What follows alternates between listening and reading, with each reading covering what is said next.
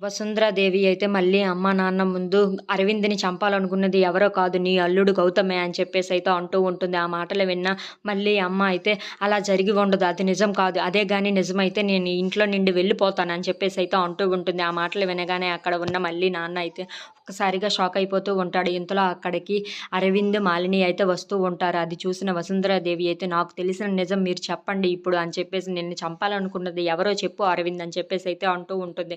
ఆ మాటలకు అక్కడ ఉన్న మాలిని అయితే నాకు చెప్పిందే ఇక్కడ చెప్పు అరవింద్ అని చెప్పేసైతే మాలిని కూడా అంటూ ఉంటుంది. ఆ మాటలకి అక్కడ ఉన్న అరవింద్ అయితే అవును నన్ను చంపాలనుకున్నది గౌతమే అని చెప్పేసైతే అంటూ ఉంటాడు. ఆ మాటలు వినగానే అక్కడ ఉన్న మళ్ళీ అమ్మ అయితే ఒక్కసారిగా షాక్ అయిపోతుంది. ఏంటి బాబు అది నిజమేనా అని చెప్పేసైతే అడుగుతూ ఉంటుంది.